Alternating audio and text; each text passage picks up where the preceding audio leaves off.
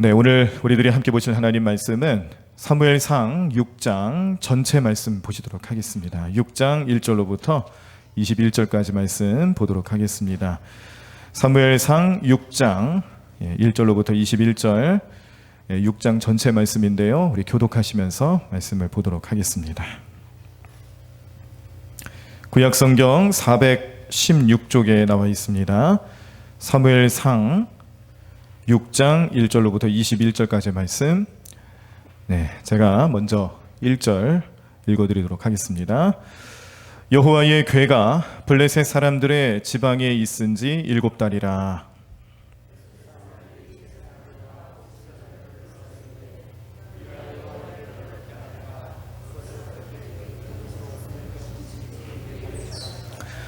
그들이 이르되 이스라엘 신의 궤를 보내려거든 거저 보내지 말고 그에게 속건제를 드려야 할지니라. 그리하면 병도 낫고 그의 손을 너희에게서 옮기지 아니하는 이유도 알리라 하니.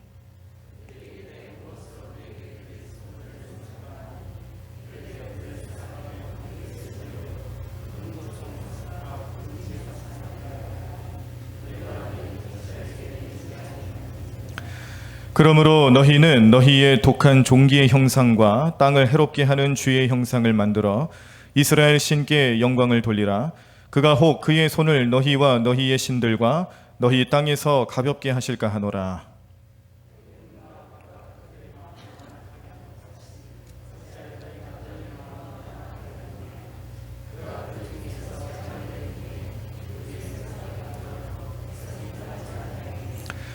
그러므로 새 수레를 하나 만들고 멍에를 메어보지 아니한 젖 나는 소 2마리를 끌어다가 소의 수레를 메우고 그 송아지들은 떼어 집으로 돌려보내고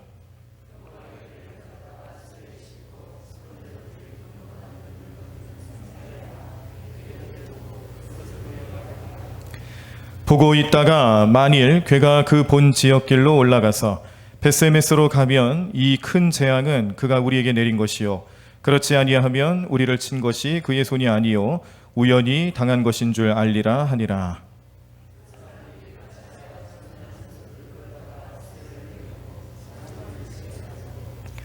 여호와의 궤와 및 금쥐와 그들의 독종의 형상을 담은 상자를 수레 위에 실으니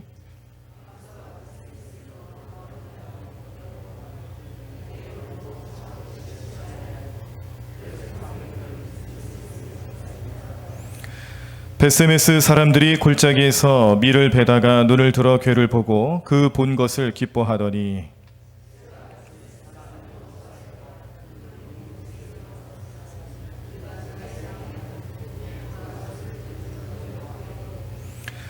레위인은 여호와의 궤와 그 궤와 함께 있는 금봄을 담긴 상자를 내려다가 큰 돌 위에 두매 그날에 벳세메스 사람들이 여호와께 번제와 다른 제사를 드리니라.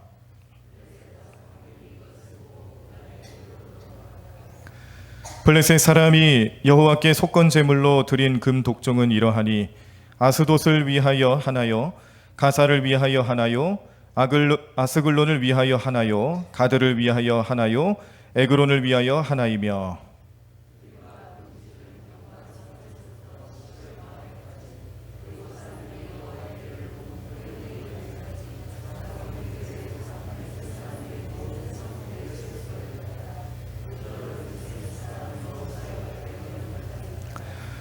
벳세메스 사람들이 여호와의 궤를 들여다본 까닭에 그들을 치사 5만 70명을 죽이신지라. 여호와께서 백성을 쳐서 크게 사륙하셨으므로 백성이 슬피 울었더라.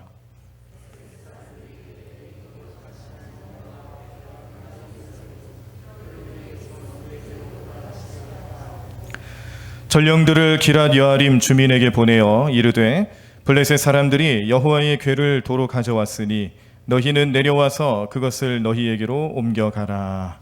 아멘. 네, 오늘 우리들이 사무엘상 6장 말씀을 보셨습니다. 지난주에 보셨던 5장 말씀에서는 이제 언약궤가 블레셋에게 빼앗기는 장면들을 보시면서 거기에 등장하는 여러 가지 하나님 뜻을 또 찾아볼 수가 있었고요. 이렇게 빼앗기면 다시 돌아올 것을 또 예비한다라는 의미도 있었습니다. 그래서 오늘 이제 6장 말씀에서는 언약궤가 돌아오는구나.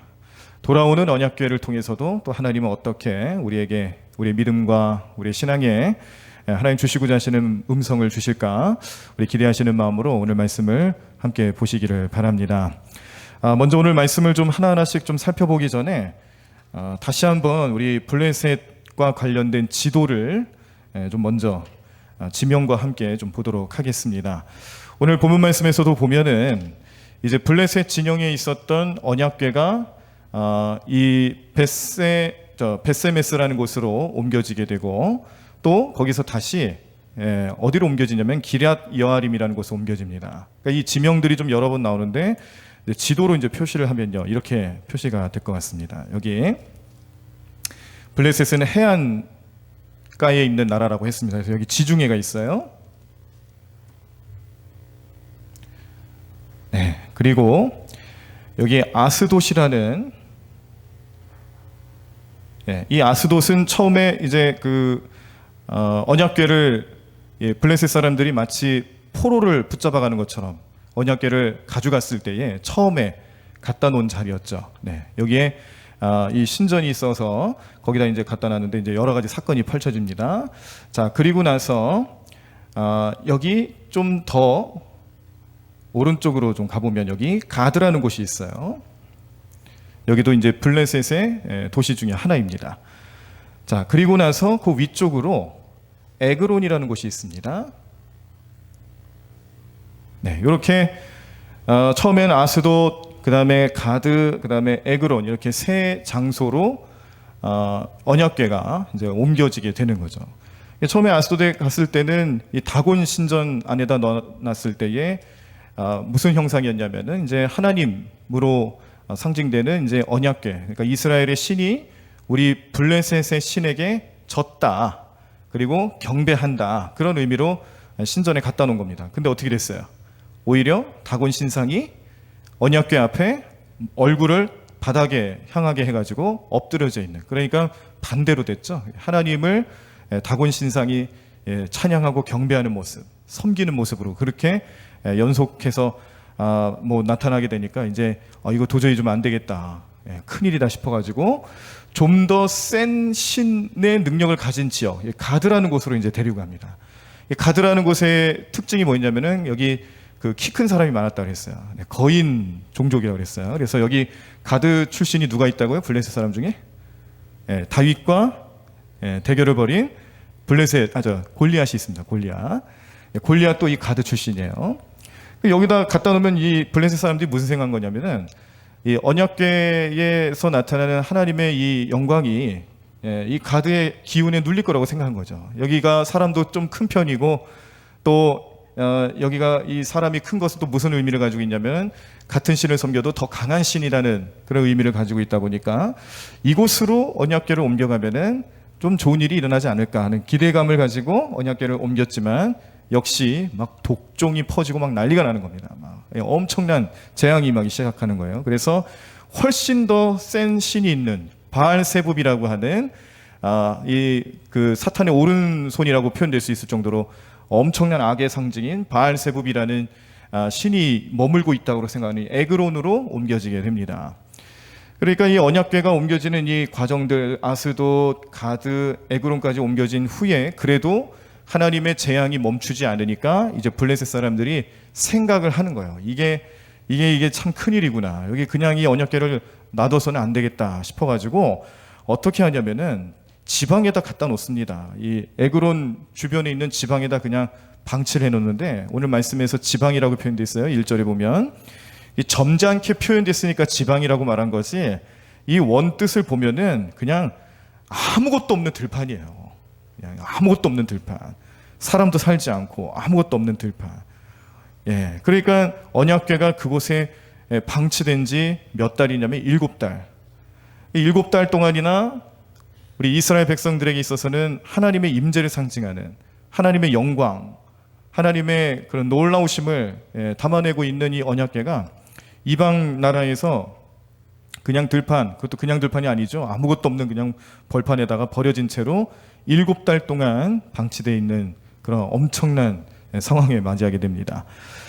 여기서 이제 7달이라는 것에 숫자가 나타내는 의미도 있죠. 7이라는 숫자. 그래서 7이라는 것은 성경에서 완전수를 뜻하는 의미입니다. 그래서 완전하게 방치되고 있었다라는 뜻도 있고, 7달이라는 것이 또 가져다주는 의미는 뭐냐면 이제 다시금 언약궤가 돌아올 테니까 이제 7달을 돌아올 날을 다 채웠다라는 거예요. 7이라는 숫자를 통해서 돌아올 날을 다 채웠으니 이제 이 언약궤가 이 블레셋 진영에서 다시금 이스라엘 진영으로 돌아오게 될 것이다라는 것을 의미하고 있습니다. 자, 그런데 그냥 이렇게 갖다 주기가 좀 이 블레셋 사람들도 두려웠는지 이 블레셋 지역에서 활동하는 그들의 신을 섬기는 제사장, 그리고 여기 복술자라고 나와 있는 표현인데, 이 복술자는 오늘날 말은 무당 같은 존재죠. 그들의 신을 섬기는 제사장들과, 그러니까 이방신을 섬기는 제사장들과 또 복술자들이 이제 서로 합의해가지고 이 언약궤를 이스라엘 진영으로 보낼 때 그냥 보내면 안 된다. 그냥 보낼 수 없다. 뭔가를 좀 조치를 취해야 된다라고 얘기를 하는데, 이때 이 이방 제사장들과 또 복술자들이 합의를 하는 모습, 이 모습이 하나님 보실 때는 온전한 모습이 아니다라는 것을 깨닫게 하는 내용들이 이제 나오게 됩니다. 뭐냐면 목적이 있는 거예요. 그냥 정말 하나님의 영광을 인정하고 하나님의 능력을 인정해서 그렇게 그들이 모여서 의논하는 게 아니고요. 지금 이 블레셋 진영에 나타나고 있는 이 재앙이 과연 정말 이스라엘 신에 의해서 나타나는 것이냐, 아니면 그냥 우연의 일치였느냐, 이런 것들을 어떻게든 좀 밝혀내고 싶은 그런 마음들이 이미 있는 겁니다. 그래서 3절의 후반절에 보면은 병도 낫고 그의 손을 너희에게서 옮기지 아니하는 이유도 알리라라는 그런 속마음을 표현하는데, 우리는 여기 그 블레셋 제사장과 복술자들이 속건제를 드림으로써 함께 언약궤를 이스라엘 진영으로 옮겨야겠다라고 그렇게 합의를 볼 때, 이 속건제는 우리가 보통 아는 그런 예배 형식이 아니라는 거예요. 말은 속건제라고 하지만 속건제의 의미는 두 가지가 들어가 있습니다. 하나는 속죄의 의미가 있고요, 또 하나는 보상의 의미가 있어요. 이 금전적인 또 물질적인 보상도 함께 한다라는 거예요. 그래서 내가 누구에게 꿨다 혹은 뭐 망가뜨렸다 이랬을 때 정해진 규칙에 의해서, 정해진 율법에 의해서 그거를 또 보상하는 의미도 속건제 안에 들어가 있습니다. 그런데 이 블레셋 제사장들과 복술자들이 하는 합의의 내용은 그런 의미가 아니죠. 참회의 의미도 아니고요, 하나님께 진정으로 예배하고자 하는 그런 의미도 아닙니다. 그저 그들은요, 지금 이 지역의 이 블레셋 진영의 병이 나는 이유, 그리고 그 병으로부터 자유해지려면, 치유를 얻으려면 어떻게 해야 될까? 그러면 저 신을 달래야겠구나, 이스라엘이 섬기는 신을 달래야 되겠구나, 그런 생각으로 가득 차서 보는 것이 바로 합의라는 내용이에요. 하나님께서 받으시는 예배는요, 이런 합의가 절대 있을 수가 없는 예배입니다. 합의라는 것은 결국 무엇을 뜻하는 거냐면 우상 숭배를 말하는 거예요. 하나님 앞에 드리는 예배는 내가 하나님 앞에 어떤 것을 합의해서 그러므로 예배 드립니다, 이런 게 예배가 아닙니다. 근데 우리는 종종 그런 실수들을 하죠. 하나님, 제가 이번에 시험 잘 보면 예배 잘 드릴게요. 하나님, 제가 이번에 예배를 잘 드리면은, 하나님, 제가 이번에 준비하고 있는 일들이 있는데 이거 잘 되게 해주세요. 어떤 그런 그 우상을 섬기는 모습과 같이 드려지는 예배들이 사실 종종 나타나는데, 블레셋 사람들이 바로 그런 마음을 가지고 이 속건제에 대한 이야기들을 하고 있는 거예요. 그러나 하나님이 기뻐하시는 예배는 그런 예배가 아니죠. 하나님께 드려지는 예배는 블레셋 사람들이 말하는 그런 합의하는 예배가 아니라는 겁니다. 그런데 오늘 이 이야기를 보면서, 이 내용을 보면서 어디서 많이 본 것 같은 느낌이 드는 것은 4장 말씀에 이미 이스라엘 백성들이 장로들과 함께 그런 일을 했어요. 4장 3절에 보면 이 전쟁에서 져서 패배하는 원인이 뭘까를 이스라엘 장로들이 함께 의논을 하죠. 그러면서 의논을 한 끝에 내린 결론이 뭐냐면, 언약궤를 그 전쟁지에 가져가면 그 언약궤의 능력을 통해서 우리가 이길 수 있겠구나, 그런 합의를 본 겁니다. 제가 지난번에도 말씀드렸듯이 언약궤는요, 사람들의 삶의 장소로 필요에 의해서 가져가는 물건이 아니죠. 언약궤가 있는 자리는 하나님을 예배하는 자리입니다. 하나님을 만나는 자리, 하나님을 임재를 경험하는 자리이기 때문에 사람이 예배하러 그 자리로 오는 것이지, 하나님더러 이곳으로 오세요, 저곳으로 오세요는 그런 자리가 아니라는 거예요. 그런데 이스라엘 장로들이 그들이 이 전쟁에 이기겠다라는 마음 한 가지만 집중하다 보니까 합의를 보는 거죠. 서로가 합의를 보는 거예요. 하나님을 예배하러 오는 게 아니라 하나님더러 전쟁 지역으로 오라고 하는 격이 돼버린 그런 모습을 사무엘상 4장 3절에서 이미 보셨는데, 그때도 이스라엘 장로들은 합의를 보고 있는 거예요. 하나님의 은혜를 놓고 합의 보고 있는 거죠. 그러니까 이런 모습을 보면서 하나님 어떤 마음을 가지시겠습니까? 블레셋은 그렇다 칩시다. 왜냐하면 이방 민족이니까요. 그런데 이스라엘 백성들마저도 그런 모습을 보여주고 있으니 하나님께서 얼마나 마음이 아프셨을까. 그래서 합의하는 이스라엘 백성들에게도 역시 언약궤가 어디 있든지 전쟁의 승리를 안겨주시는 것이 아니라 오히려 이스라엘을 벌하시는, 심판하시는 하나님 모습을 우리는 4장 말씀 통해서 이미 보셨습니다. 그런데 그와 똑같은 현상이 블레셋 진영에서 나타나고 있는 거예요. 언약궤 때문에 많은 어려움이 나타나니까 이 언약궤를 갖다 놓긴 갖다 놔야 되겠는데, 그런데 그냥 하면 안 되는 것 같은 거죠. 왜냐하면 이스라엘 백성들은 이 언약궤를 중심으로 해서 제사라는 걸 드리는 것 같았고, 자기들이 드리는 제사와는 좀 다르지만 어쨌든 제사라는 걸 드리고 있었어요. 그래서 우리도 이 언약궤를 본국으로 돌려보낼 때는 그냥 보낼 것이 아니라 반드시 제물이 필요하고 또 제사를 드려야 된다. 그런데 속건제라는 이름으로 제물을 준비하고 예배를 드리려 했지만, 이들이 준비하는 제물도 하나님 원하시는 제물이 아닙니다.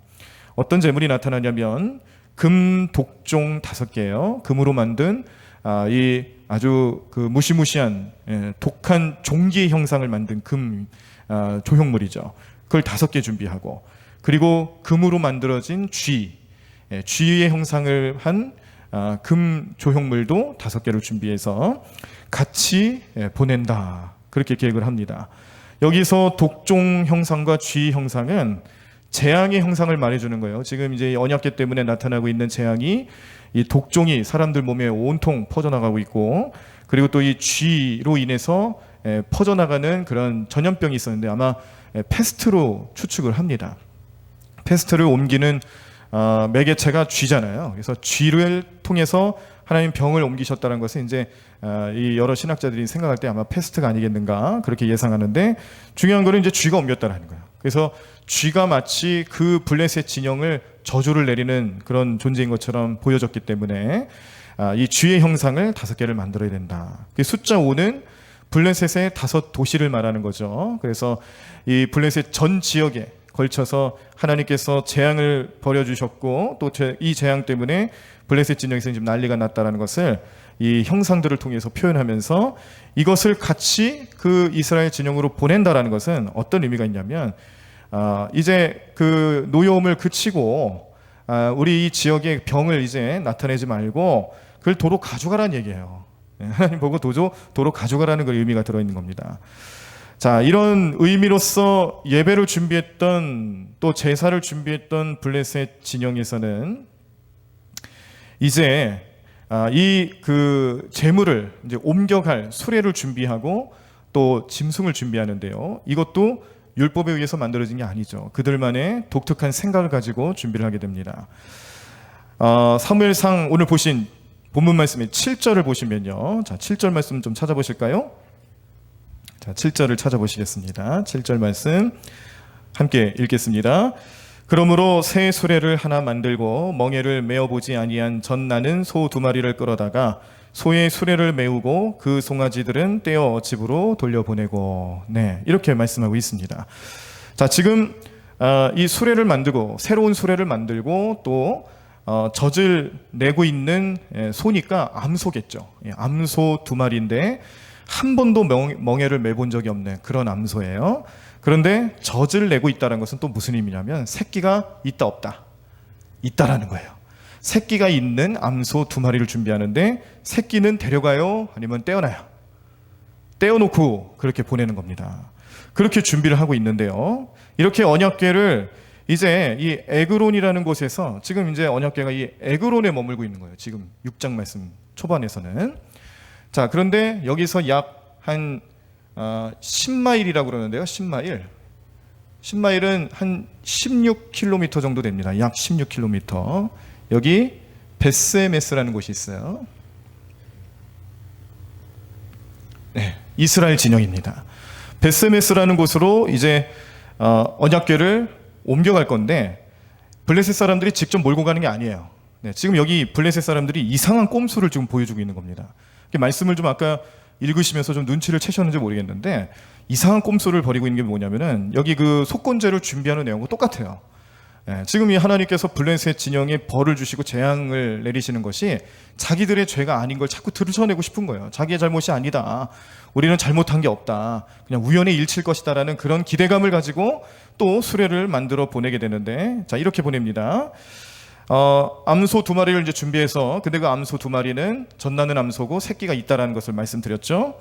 자, 그러면 이 암소 2마리에게 수레를 메우고 거기에 언약궤와 그리고 또 이 속건제 제물로 구별해 놓은 그 물품들을 이제 상자에 담아서 올려놓습니다. 그리고 이 암소 2마리가 어디로 향하게 하냐면 벳세메스로 향하게끔 그렇게 보내는 거예요. 근데 거리상으로 봤을 때는 약 10마일, 그러니까 약 16km 정도 되는 결코 짧지 않은 거리죠. 긴 거리죠. 그 길을 천천히 소가 혼자 가는 거예요. 혼자 가는 거예요. 그런데 그냥 아무런 문제 없이 혼자 가도 정확하게 벳세메스에 도착할지 아닐지는 알 수가 없어요. 소들이 어떻게 방향을 바꿀지 어떻게 알겠습니까? 사람이 직접 몰고 가는 것도 아닌데. 그런데 새끼를 데리고 있는 소예요. 이건 또 무슨 의미냐면은 새끼가 있다는 것은 동물의 입장에서 봤을 때는, 이 암소들의 입장에서 봤을 때는 이 강한 모성애 때문에 어디로 가라고 일러주고 그쪽 방향으로 해줘도 글로 가지 않는다는 거죠. 새끼가 있는 곳으로 간다는 거죠. 새끼가 있는 블레셋 진영으로 돌아갈 거라는 것을 염두하고 그걸 목적으로 이 암소를 2마리를 이 수레에 매게 된 겁니다. 그러니까 지금 블레셋 진영에서 지금 무슨 생각을 가지고 이런 일을 벌이고 있냐면 이런 얘기를 하는 거예요. 만약에 벳세메스로 곧장 가면 우리가 잘못할 짓을 했구나. 블레셋에 정말 하나님이 그의 손으로, 여기 그의 손이라고 자꾸 나오는데 그거 하나님 손이잖아요. 하나님께서 역사하시는 모양을 뜻하는 거잖아요. 하나님께서 이 블레셋 진영에 벌을 내리시는구나라는 것을 이제 확증하게 되는 겁니다. 그러나 그렇지 않고 다른 방향으로 가면 그것은 우연의 일치였구나. 이거 하나님하고 전혀 관계없는 일이었구나라는 것으로 자기네들 스스로 해석을 하겠다라는 거예요. 그런데 그 해석을 정해놓고, 그런 걸 요즘 말로 그러죠. 답정녀라고 그러나요? 답을 정해놓고 하는 일들을 그렇게 표현을 하는데, 블레셋 사람들은 이미 답을 정해놓은 거예요. 어떤 현상을 놓고 거기에 따라서 그런 결과를 놓고 순복하겠다 이게 아니고요.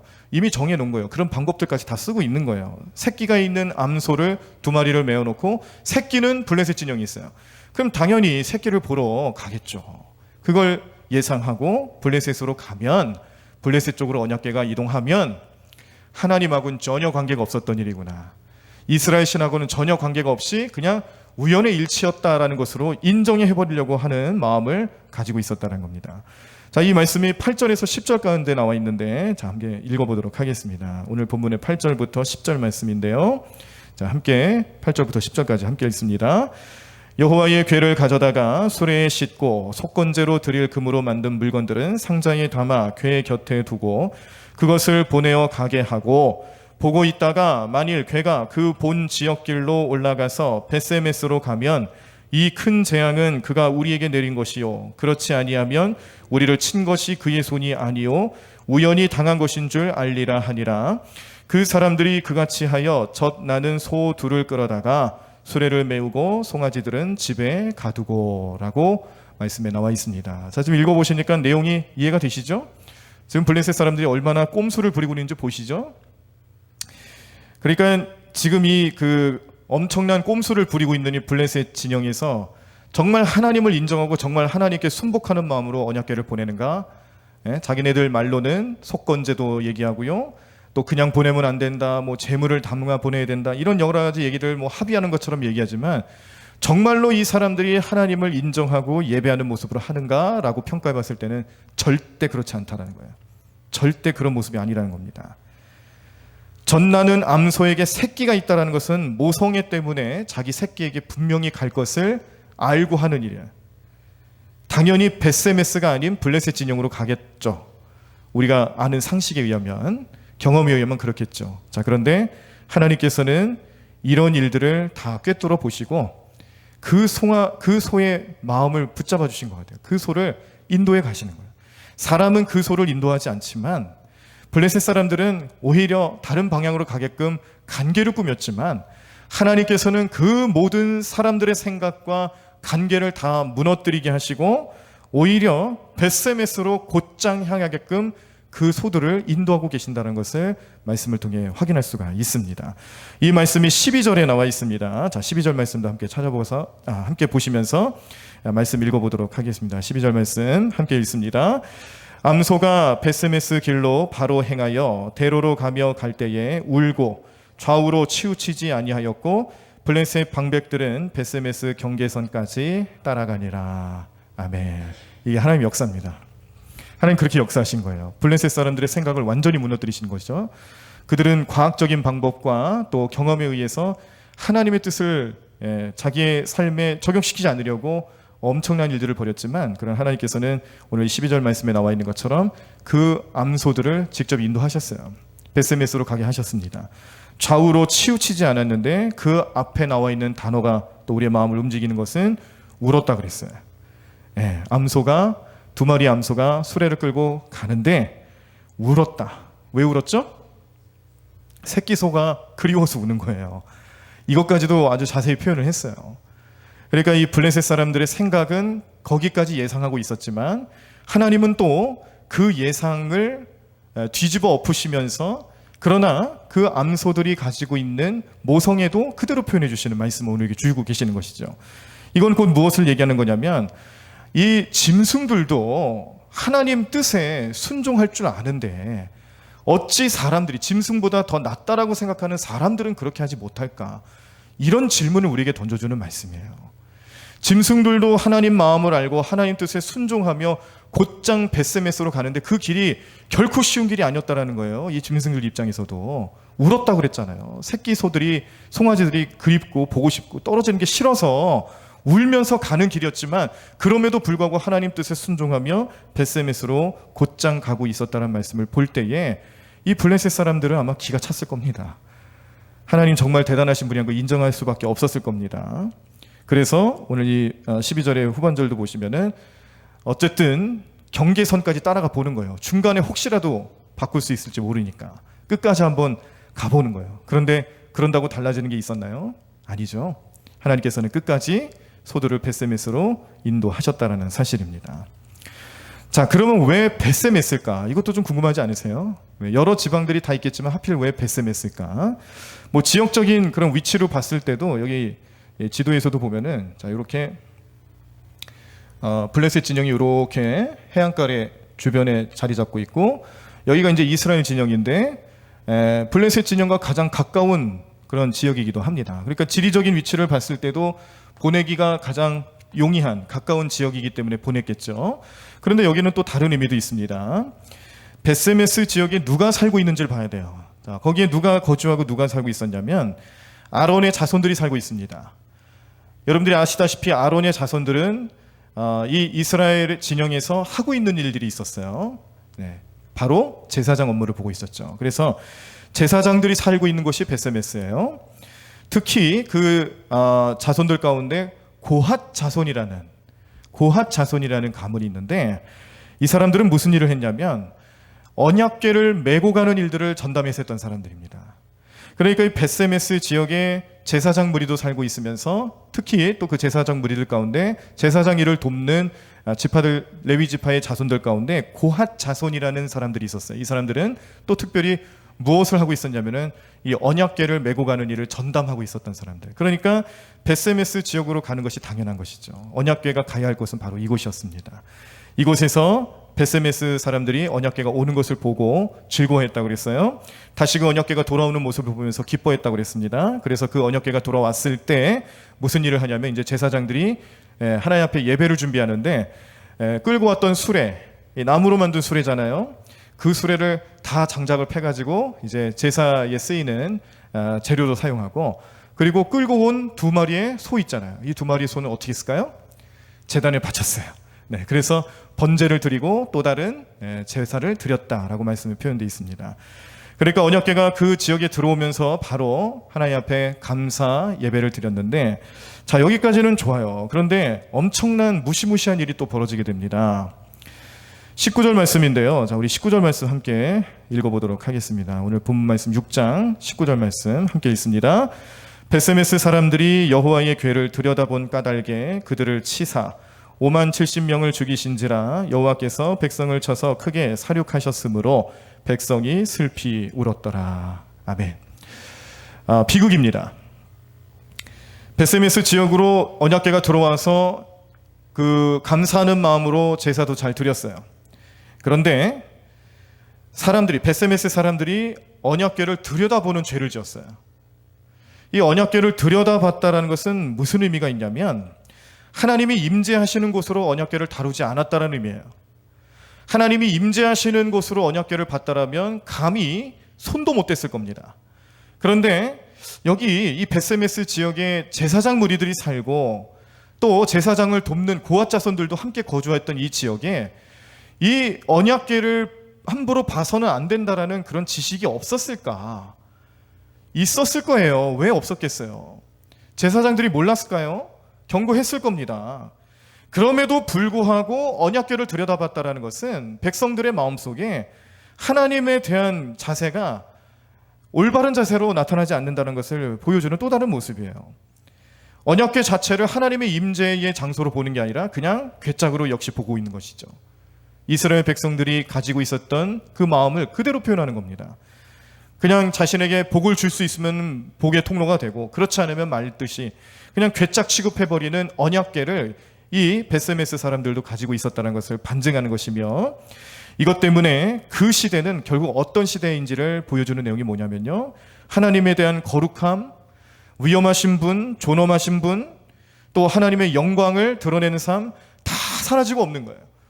하나님을 그렇게 바라볼 수 없는 그런 나약한 마음, 타락한 마음을 가지고 살아갔던 그 시대의 모습을 이 베세메스 사람들의 언약궤를 쳐다보는 모습, 그런 일로 인해서 나타났던 이 정말 비극과 같은 일들을 통해 다시 한번 우리에게 알려주고 있는 말씀의 내용입니다. 이것이 이스라엘 백성들이 가지고 있었던 하나님에 대한 개념이었고 그런 생각들이었습니다. 사실 어떻게 보면은 블레셋 사람들이 생각하는 것과 전혀 다를 바가 없는 것이죠. 블레셋 사람들도 언약궤는 마치 특별한 그런 능력이 있어서 나에게 복을 갖다 줄 수 있는 그런 영물이다. 그런 식으로 생각을 했기 때문에 자기네 진영으로 가져간 거예요. 이스라엘 백성들은 어땠습니까? 전쟁에 승리하기 위해서 언약궤가 가지고 있는 특별한 능력을 보여달라는 식으로 필요할 때 찾고 그렇지 않으면 찾지 않는 그들의 마음 상태를 이 이스라엘 장로들이 합의하는 모습을 통해서 보여줬잖아요. 그랬을 때 언약궤를 빼앗겼죠. 하나님께서 그렇게 만드신 겁니다. 그럼 하나님 죽으셨습니까? 하나님 그 언약궤를 뺏긴 것 때문에 하나님도 실패하셨습니까? 아니거든요. 하나님께서는 그 블레셋 지역에 가는 곳곳마다 하나님 일을 하고 계셨어요.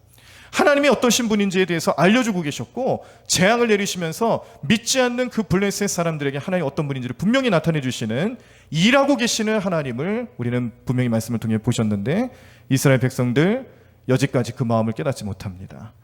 블레셋 진영에 있는 이방 민족들도 하나님의 놀라운 능력을 경험했음에도 불구하고 여전히 그 하나님을 우상 숭배의 대상으로밖에 생각하지 않는 연약한 모습을 보여줄 때에 이스라엘 백성이나 블레셋이나 똑같다라는 것을 오늘 말씀해주고 있는 거죠.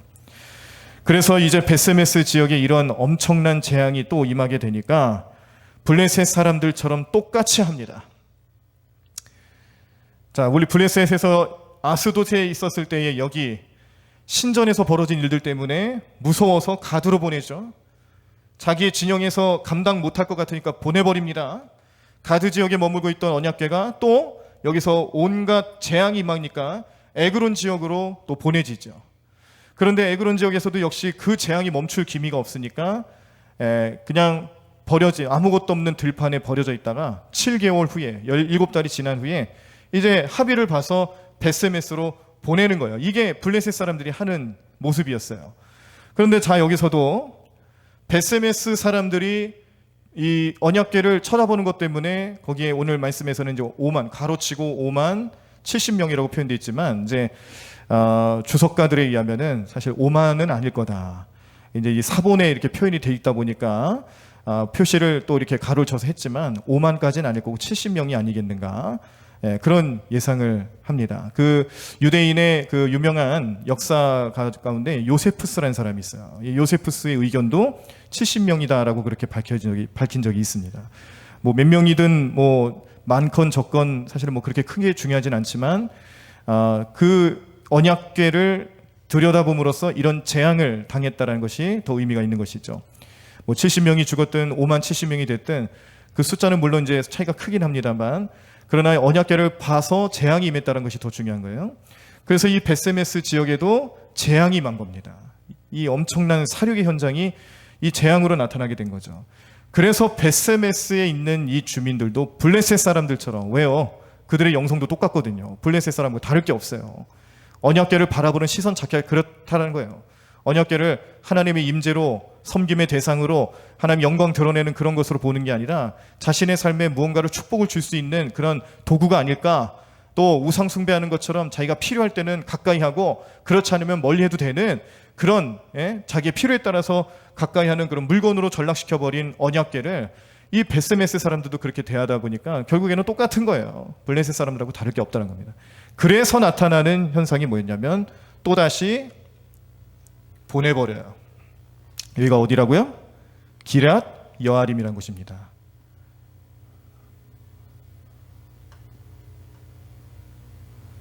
이 기럇 여아림이라는 곳에 보내져서 무려 또 20년간 방치됩니다. 이 하나님의 임재를 상징하는 언약궤가 이런 대우를 받아도 되는 겁니까? 도대체? 이 말씀을 보시면서 좀 답답하지 않으세요?